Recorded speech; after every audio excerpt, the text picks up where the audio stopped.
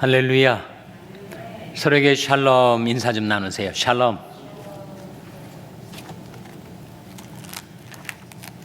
앞으로 9일 후면 부활절입니다. 부활절에는 우리가 부활 찬송을 부르죠.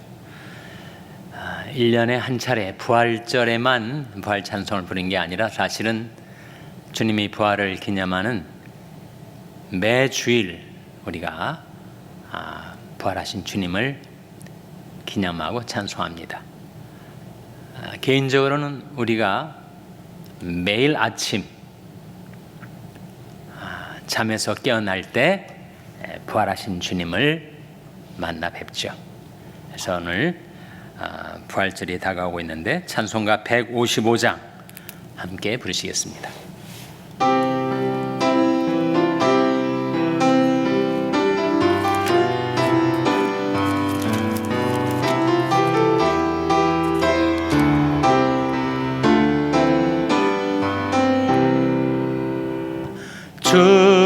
주님께 영광, 다시 사신 주, 사망 권세 모두 이기시었네.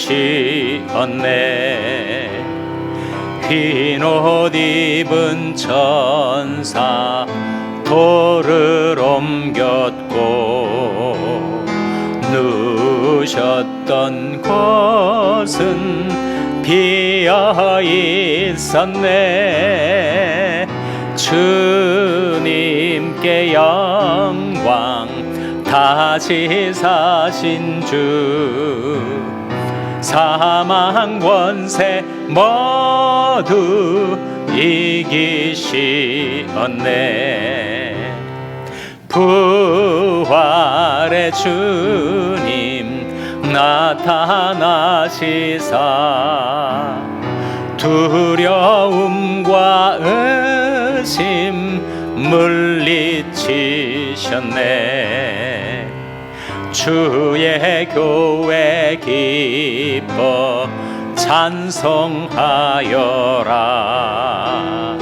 다시 사신 주님 좀 이겼네. 주님께 영광, 다시 사신 주, 사망 권세 모두 이기시었네. 생명의 임금, 영광의 주님, 주님 없는 삶은 헛될 뿐이라. 주의 사랑으로 세상 이기고, 요단 건너 본향 가게 하옵소서. 주님께 영광, 다시 사신 주, 사망 권세 모두 이기시었네.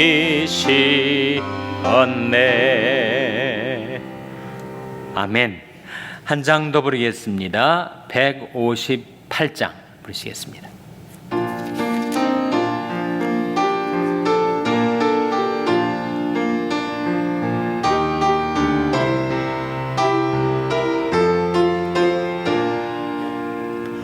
하늘의 찬송이 들리던 그날, 죄악이 가득 찬 그날 밤에 동정녀 몸에서 탄생한 주님, 우리를 구하러 오신 예수,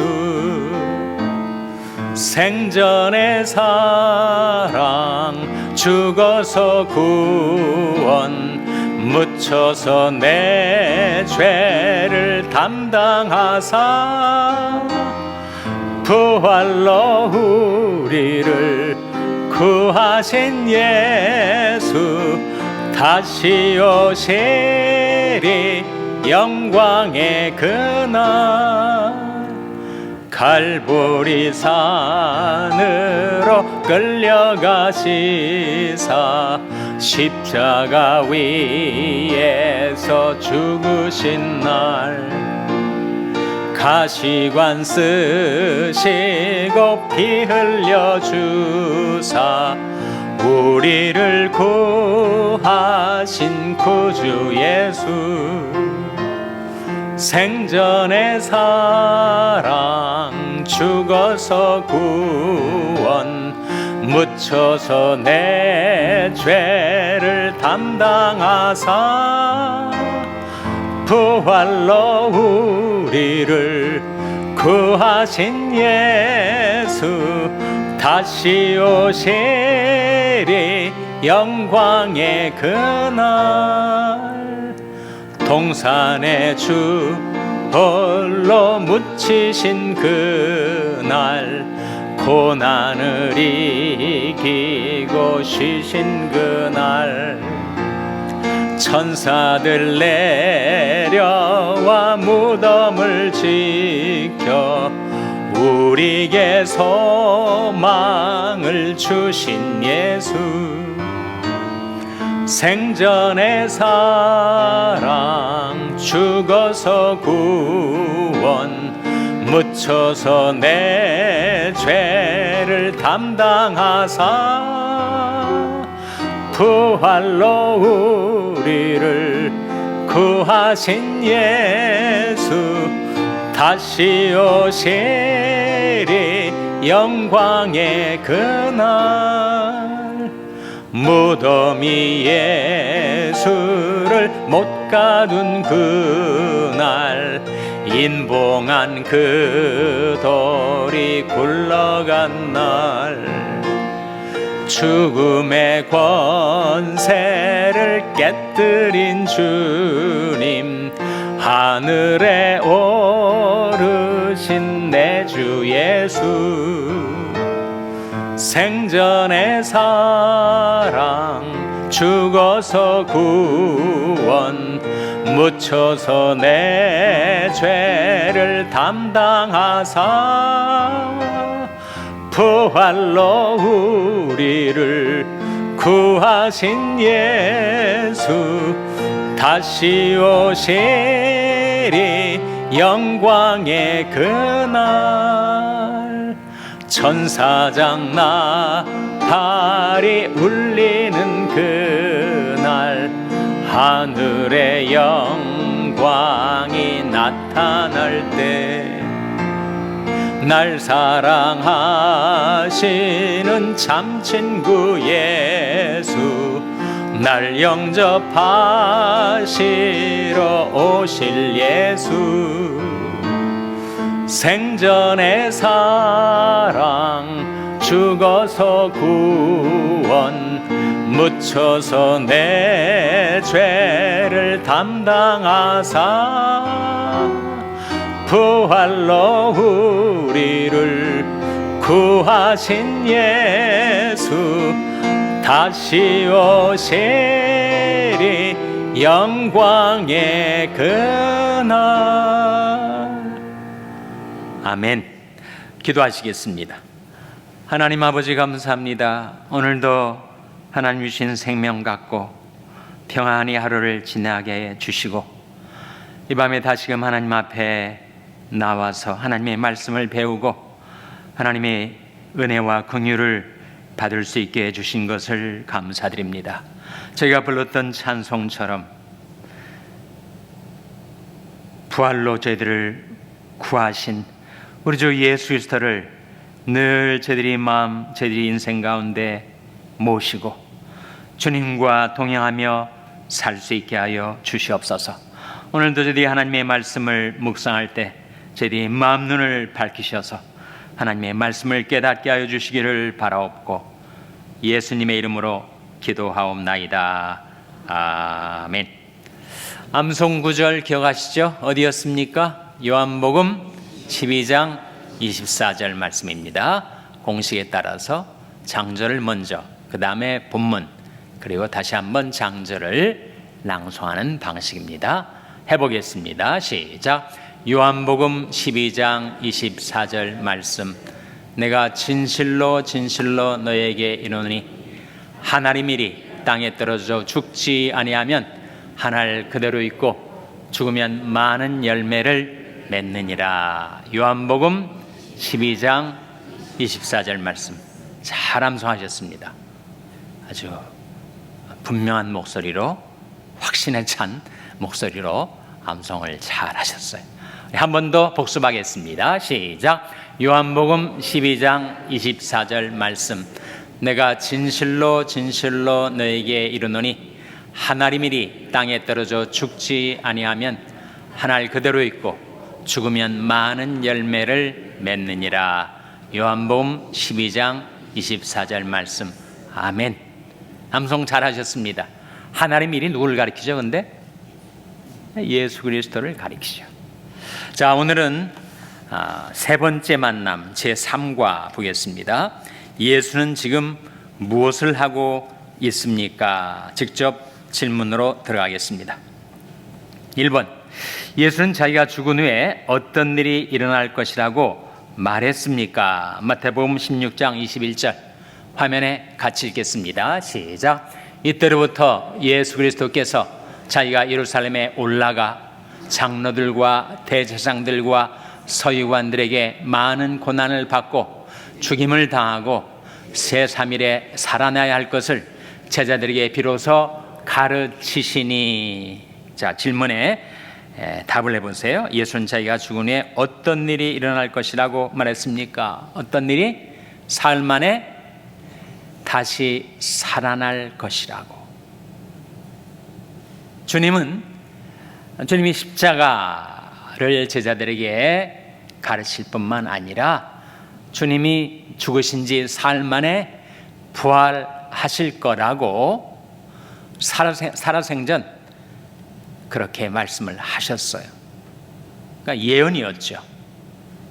아직 일어나지 않은 미래의 일을 말씀하시는 가운데 내가 죽은 지 사흘 만에 다시 살 것이다, 그렇게 말씀을 하셨습니다. 2번, 성경은 예수가 자신이 예언했던 대로 다시 살아났다고 전하고 있습니다. 부활한 예수를 어떤 사람들이 보았습니까? 어떤 사람들이 보았죠? 고린도전서 15장 3절에서 8절 화면에 같이 읽겠습니다. 시작. 내가 받은 것을 먼저 너에게 전하였노니 이는 성경대로 그리스도께서 우리 죄를 위하여 죽으시고 장사 지낸 바 되었다가 성경대로 살만에 다시 살아나사 게바에게 보이시고 후에 12 제자에게와 그 후에 500여 형제에게 일시에 보이셨나니 그전에 지금까지 태반이나 살아있고 어떤 이는 잠들었으며 그 후에 야고보에게 보이셨으며 그 후에 모든 사도에게와 맨 나중에 만삭되지 못하여 난자 같은 내게도 보이셨느니라. 부활하신 주님이 나타나신 사람들, 맨 처음 나오는 인물이 이름이 누구죠? 게바. 게바는 누구를 가리킵니까? 베드로를 가리키죠. 원래 자기 이름은 뭐였어요? 시몬이었죠. 예수님께서 시몬이 물처럼 흔들리고 요동치는 것을 보시고 내가 너를 반석과 같이 견고하게 만들어주겠다 해서 반석이라는 이름이 뜻인 게바라고 불러주셨는데, 게바는 물론 반석이라는 뜻이에요. 근데 게바는 아람어로 반석이라는 뜻이고 베드로는 헬라어로 반석이라는 뜻이에요. 같은 이름입니다. 그래서 반석이라는 이름을 뜻을 가진 두 언어의 사실상 같은 이름이죠. 게바 혹은 베드로. 베드로한테 먼저 나타나 주셨고 그 다음에 12 제자에게, 이 12 제자는 사실상 몇 명이에요? 10명이죠. 게바가 먼저 나왔으니까 빼고 또 한 명이 빠졌죠. 누가 빠졌습니까? 가룟 유다가 빠졌으니까. 가룟 유다는 이미 예수님을 팔아넘긴 다음에 자살하지 않았습니까? 그러니까 지금 부활한 주님이 나타나셨다는 12 제자는 그룹명이죠. 열두 사도의 명칭이고 실제로 게바를 빼고 가룟 유다를 빼면 10명이 됩니다. 그 다음에 또 누구에게 나타나셨다고요? 500여 형제. 500여 형제에게 일시에 나타나셨는데 그 중에 태반이나 지금 살아있고 일부는 잠들었다. 잠들었다가 무슨 뜻일까요? 죽었다는 거죠. 살다가 죽은 사람도 있지만 대부분이 지금 살아있어가지고 바울이 내가 부활하신 주님을 만났다라는 것을 자기도 봤다라고 아이위트니스, 목격자로서 증언할 수 있는 사람들이 지금 500여 형제 중에서 태반이 살아있다는 거죠. 그 다음 또 누가 나오죠? 부활하신 주님이 나타나신 사람으로 야고보가 나오는데, 이 야고보는 예수님이 12제자 중에 야고보가 아니고 예수님의 형제, 육친의 형제인 장로 야고보를 말합니다. 예루살렘 교회의 지도자였었던 야고보. 처음에는 예수님 안 믿었어요. 근데 그가 주님을 믿고 그리고 주님의 부활의 목격자가 되었다. 그 다음에 맨 나중에 누가 부활하신 주님을 만났다고요? 바울이 만났습니다. 이 만삭되지 못하여 난 바울, 무슨 뜻일까요? 만삭, 아이가 어머니 뱃속에서 임신된 다음에, 잉태된 다음에 10개월 만에 출생을 해야 될 텐데 아직 만삭이 되지 않은 상태로 그렇게 자신이 부족하게, 불완전하게, 형편없는 자기, 죄인 중에 괴수라고 자처했던 그 바울에게도 부활하신 주님이 나타나 주셨다라고 하는 뜻이죠. 그래서 지금 이번 질문이 묻는 것이 지금 예수가 자신이 예언했던 대로 다시 살아났다고 전하고 있는데 부활하신 예수를 어떤 사람들이 보았어요? 몇 명쯤 됩니까 지금? 500명의 태반, 최소한도로 250명 이상. 그러니까 성경 시대나 현대에도 어떤 사건이 일어날 때 그 사건의 증인, 그 증언력이 확보되는 증인이 몇 명이 필요하죠? 두세 명입니다. 두세 명이 증인이 있으면 그것을 확실한 증거로 채택하죠. 그런데 지금 수백 명의 사람들이 부활하신 주님을 보았다라고 그 증인들이 있었으니 주님 부활이 확실성을 보여주고 있는 것입니다.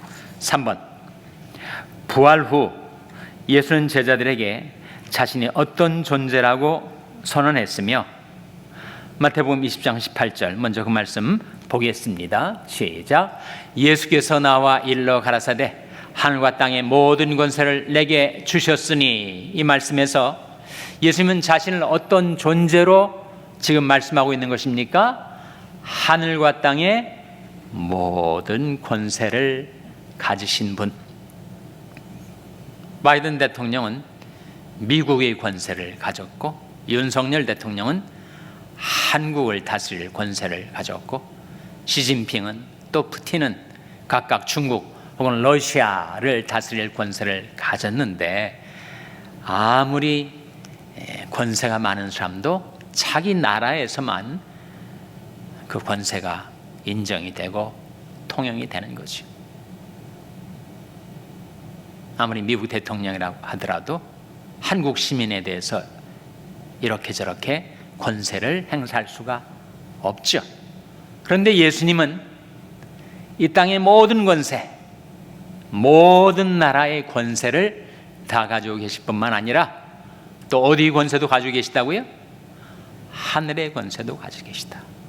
하늘과 땅의 모든 권세를 가지신 만왕의 왕, 만주의 주로 자신을 계시해주고 있습니다. 다음 질문. 사도 바울은 부활한 예수가 어떤 분이라고 선언했습니까? 로마서 1장 4절 화면에 같이 읽겠습니다. 시작. 성결이 영으로는 죽은 가운데서 부활하여 능력으로 하나님의 아들로 인정되셨으니 곧 우리 주 예수 그리스도시니라. 이 말씀에 근거해서 질문에 답해 보세요. 뭐가 되는 것입니까? 하나님의 아들로 인정되셨다. 무엇을 통해서 하나님의 아들로 인정되셨다고요? 부활을 통해서. 왜 그렇습니까? 모든 인간은 단 한 명의 예외도 없이 태어났다가 다 죽었습니다. 그런데 예수님은 죽으셨던 분이 살아나셨으니 그것은 정말 하나님의 놀라운 능력으로 이루어진 것이고 예수님께서 하나님의 아들이심을 입증한 사건이었다. 그런 말씀이죠.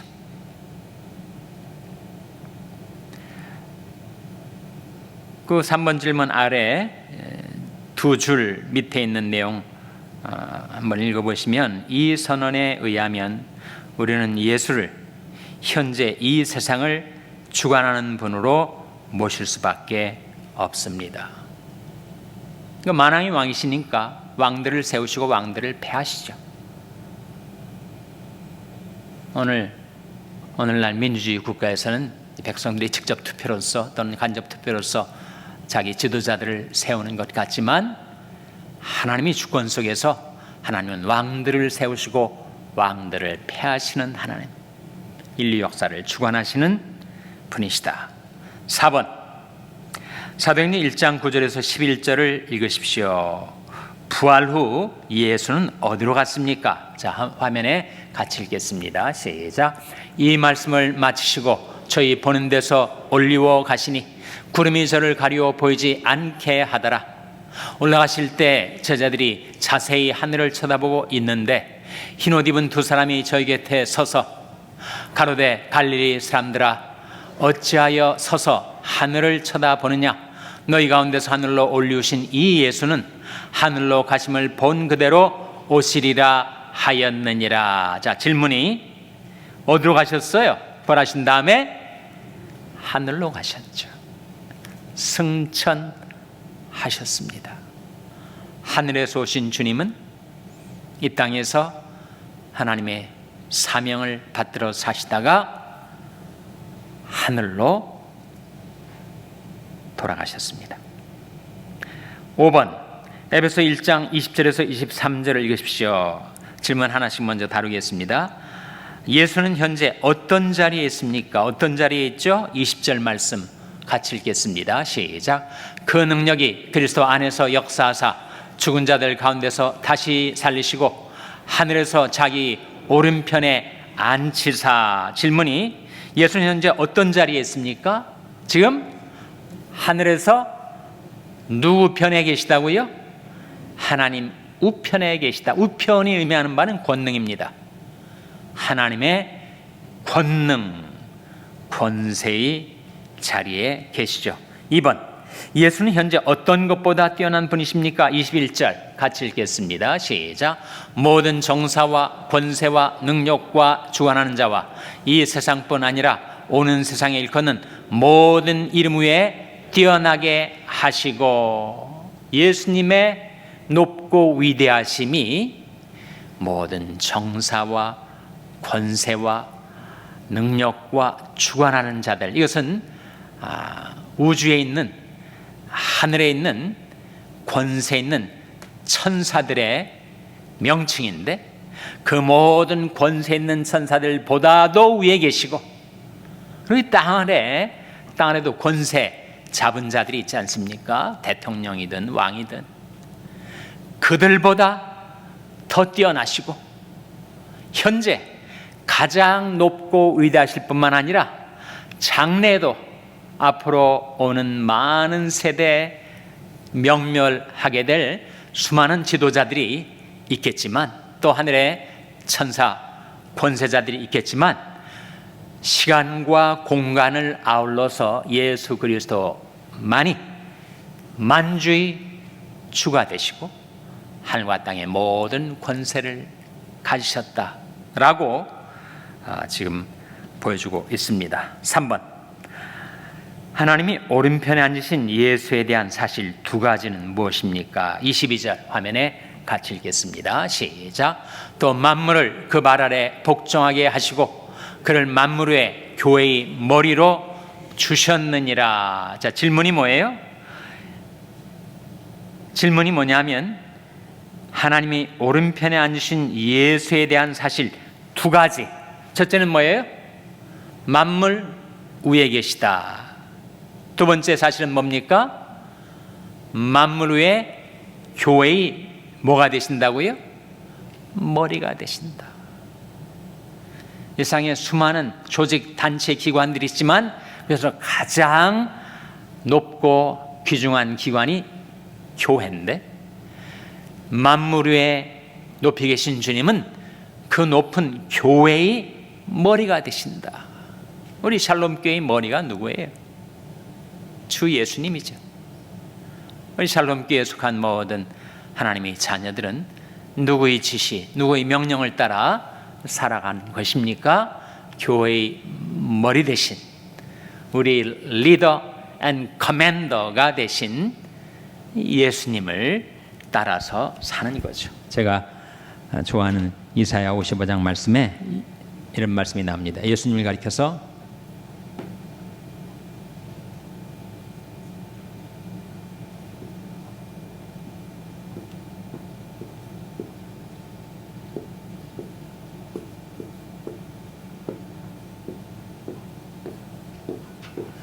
리더 앤 커맨더로 나와요. 예수님은 이 세상 만민의 그리고 우리들의 리더, 지도자이시고 커맨더, 명령자, 사령관이십니다.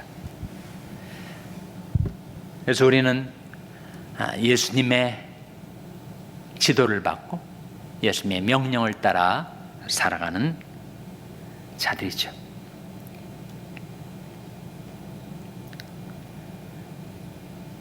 6번 질문 넘어가도 되겠습니까? 잘 따라오고 계십니까? 저 혼자 떠나가고 있는 건 아니죠? 잘 따라오고 계시죠? 다 따라오고 계신 걸로 알고 있습니다. 제가 질문이 있으면 건의함에 넣으라고 말씀드렸는데 아직 질문이 나오지 않는 거 보니까 다 확실하게 이해가 되시는 것 같습니다. 좋은 현상이 나오지는 생각을 합니다. 자, 6번 보겠습니다. 예수가 다시 살아나서 하늘에 올라간 후 제자들이 예수에 대해 가장 강조한 것은 무엇입니까? 그러니까 예수님이 부활하신 다음에 승천하셨을 때 제자들이 예수에 대해서 가장 강조한 것이 무엇일까? 사도행전 2장 32절 화면에 같이 읽겠습니다. 시작. 이 예수를 하나님이 살리신지라 우리가 다 일에 증인이로다. 제자들이 강조한 게 뭐예요? 죽으신 예수를 하나님이 다시 살리셨다.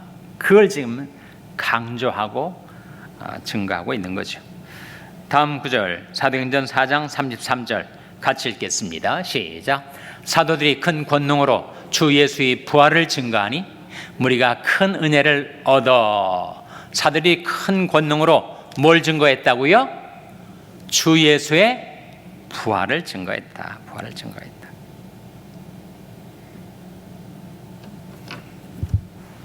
우리가 복음이라고 할 때 복음, 가스펠.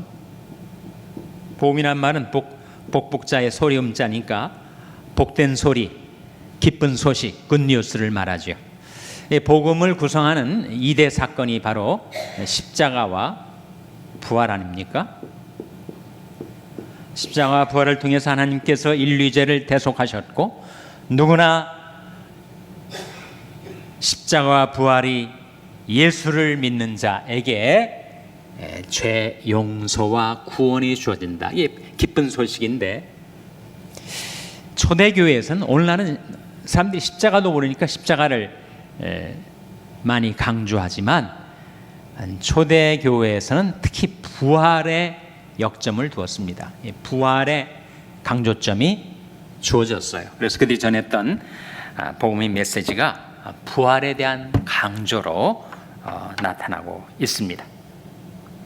7번, 예수의 부활을 믿는 신앙은 실제 생활에 어떤 영향을 줄 수 있습니까? 로마서 6장 4절 5절 말씀 화면에 같이 읽겠습니다. 시작.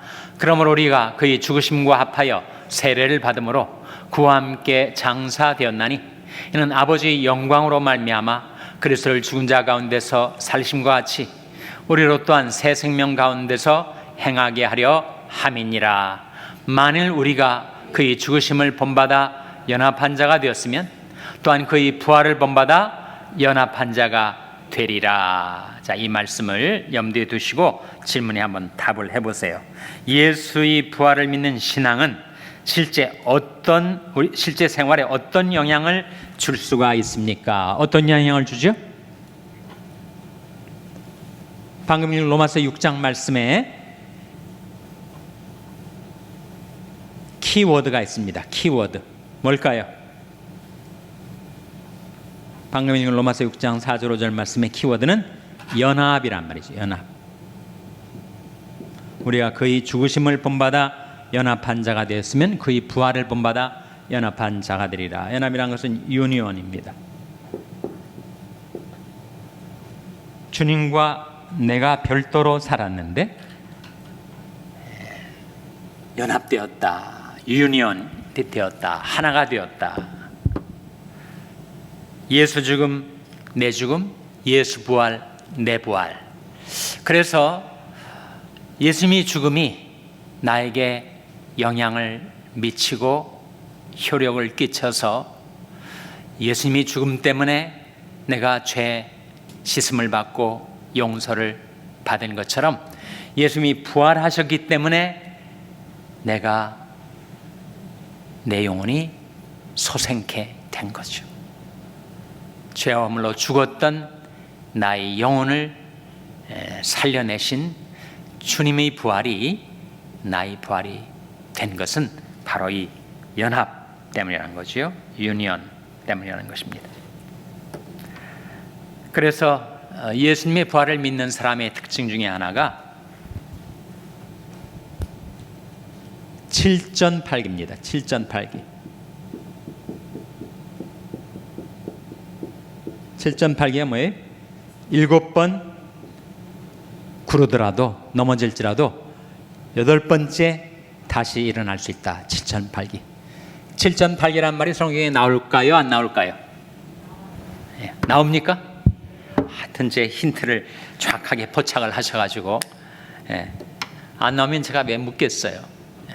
잠언 24장 16절 말씀에 의인은 7번 넘어질지라도 다시 일어나려니와 그런 말씀이 나옵니다. 우리가 세상에 살면서 넘어질 때가 있죠. 실수할 때도 있고 실패와 좌절을 경험할 때도 있지만 부활신앙을 가진 자는 다시 솟구쳐 일어난다는 거예요. 옛날에 요즘은 아이들이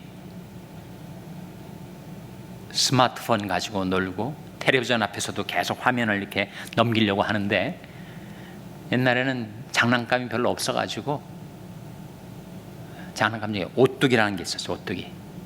밑에다가 무거운 거를 쇠붙이를 붙여가지고 아무리 쓰러뜨려도 다시 솟구쳐 일어나죠. 부활신앙이 오뚜기 신앙과 같습니다. 7번 넘어질지라도 다시 일어나는 신앙. 예수님을 다시 살리시고 우리를 다시 일으키시는 하나님은 어떤 하나님이시라고요? 죽은 자도 살리시며 없는 것도 있는 것 같이 부르시는 하나님. 이젠 다 끝났다.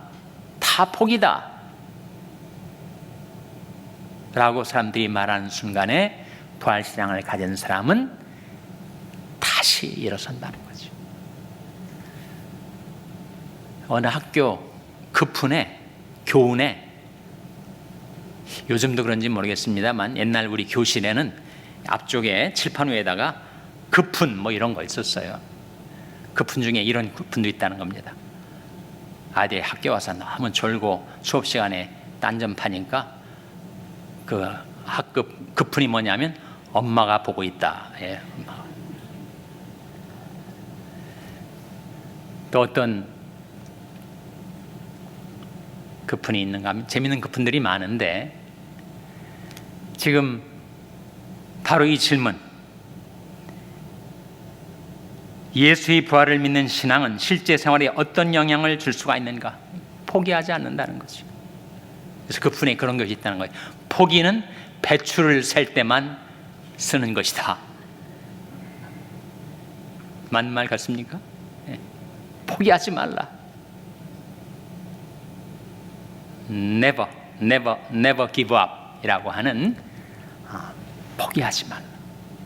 우리가 포기하지 않을 수 있는 것은 부활신앙을 가지고 있기 때문이라는 거죠.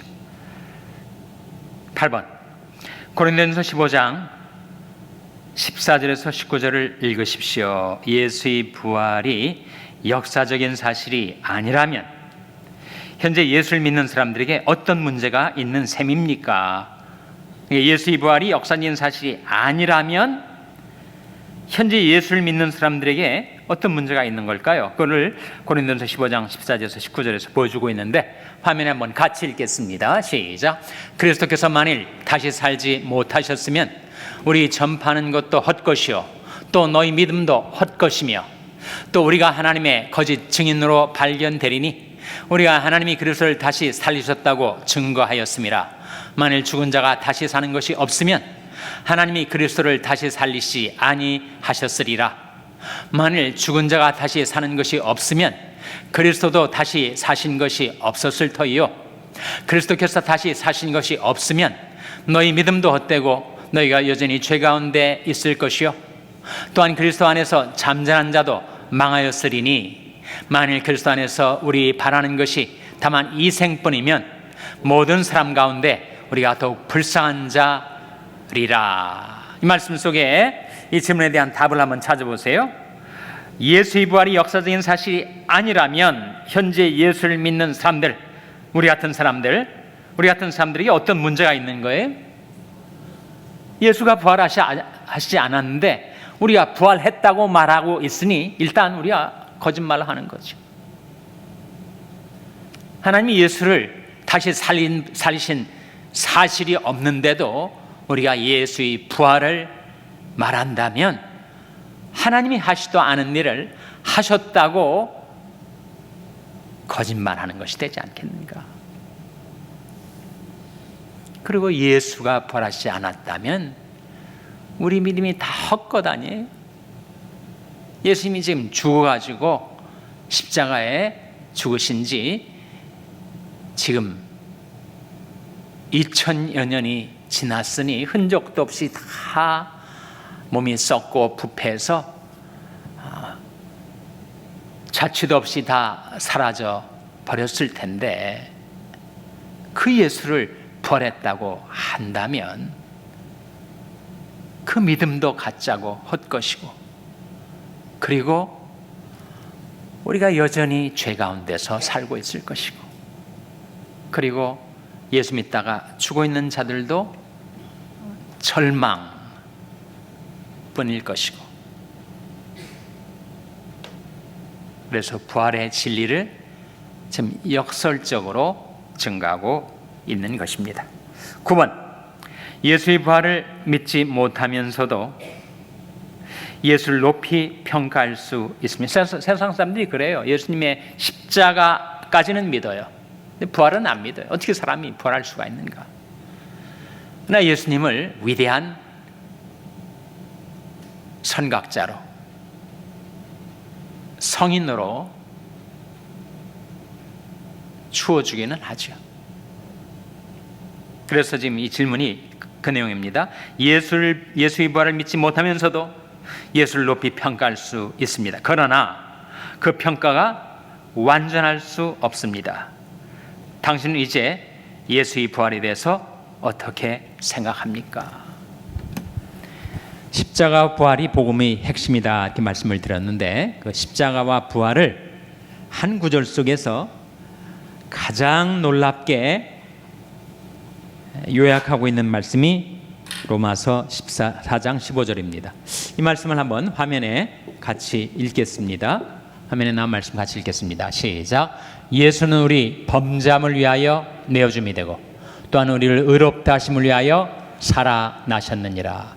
예수는 우리 범죄함을 위하여 내어줌이 되고, 어디에 내어준 거예요? 십자가에. 그리고 우리를 의롭다 하심을 위하여 살아나셨느니라. 바로 이 대목, 우리를 의롭다 하심을 위하여 살아나셨다. 우리 justification, 우리를 의롭다 하시기 위해서 살아나셨다라는 말씀은 예수님이 부활하심으로써 우리가 의롭다 하심을 얻을 길이 열렸다는 거죠. 예수께서 부활하셨다는 사실은 우리 죄 문제가 해결되었다라는 선포라는 거예요. 예수님이 부활하시지 않았다면 우리는 여전히 죄 가운데 있을 수밖에 없죠. 죄 문제가 해결이 안 됐으니까.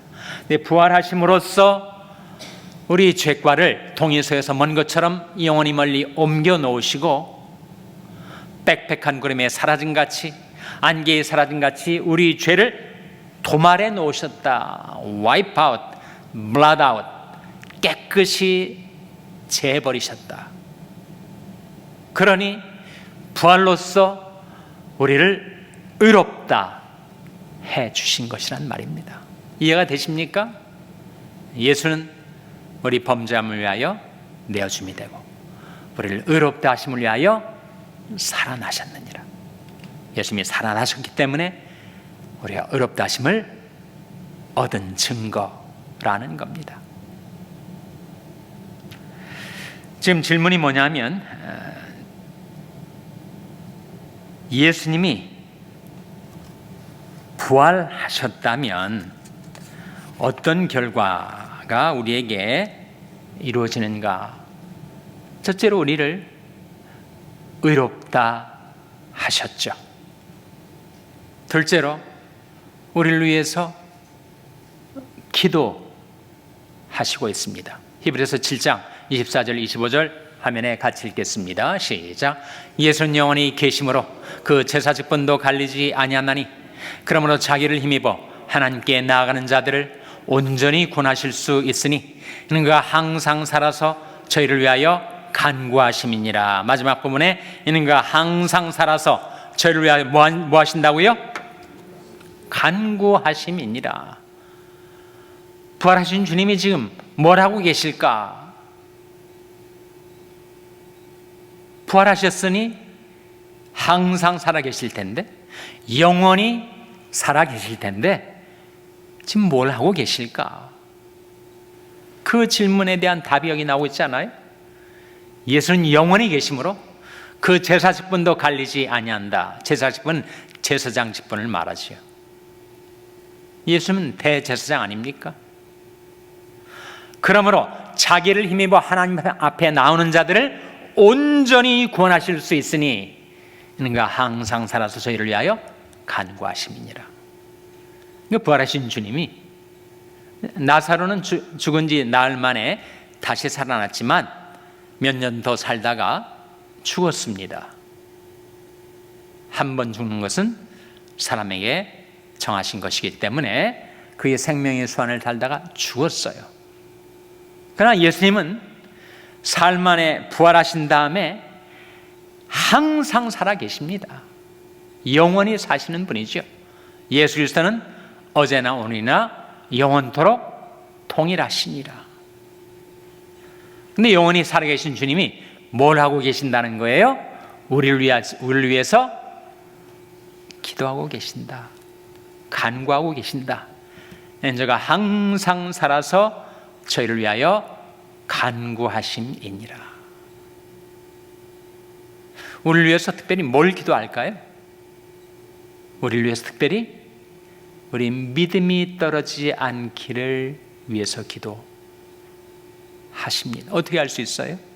주님이 제자들을 위해서 중보기도 하는 장면이 누가복음에 나오는데, 시몬아 시몬아 보라, 사단이 밀가부로 다려고 너를 청구하였으나 그러나 내가 너를 위하여 네 믿음이 떨어지지 않기를 위하여 기도하였느니 너는 돌이킨 후에 내 형제를 굳게 하라. 그 말씀 가운데 예수님께서 시몬 베드로를 위해서 기도하시는 기도의 제목이 여기 나오지 않아요? 내가 너를 위하여 네 믿음이 떨어지지 않기를 위하여 기도했다. 항상 살아서 저를 위하여 간구하심이니라 했던 말씀대로 주님께서 우리를 위해서 간구하고 계시는데 우리를 위해서 무슨 간구를 하실까? 아마도 우리 영과 혼과 육, 또 나와 관계된 모든 사랑하는 이들을 위해서 주님께서 기도하실 터인데, 그 중에서 가장 중요한 나를 위한 간구는 내 믿음이 떨어지지 않도록 기도하실 거예요. 사람 믿음이 떨어지면 어떻게 됩니까?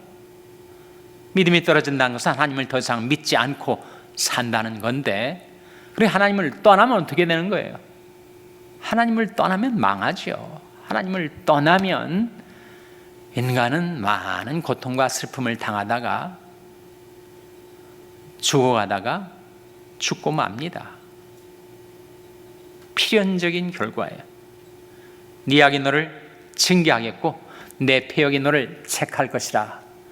내 하나님 여호와를 버림과 네 속에 나를 경외함이 없는 것이 악이요 고통인 줄 알라. 예레미야 선자의 말씀 아닙니까? 우리가 하나님을 더 이상 믿지 않고 하나님을 떠나면 우리가 죽게 될 수밖에 없으니 주님께서 우리를 위해서 기도하실 때 우리 믿음이 떨어지지 않기를 기도하십니다. 우리 평생 믿음 잃지 않고 하나님을 의지하고 하나님을 신뢰하고 하나님을 경외하고 하나님과 더불어 살아갈 수 있도록 우리를 위해서 기도하고 계신다. 그러니 그 살아계신 주님 앞에 우리가 나와서 두 가지를 얻게 됩니다. 히브리서 4장 15절 16절 말씀 화면에 같이 읽겠습니다. 시작. 우리에게 있는 대제사장은 우리 연약함을 채울하지 아니하는 자가 아니요 모든 일에 우리와 한결같이 시험을 받은 자로 돼 죄는 없으시니라.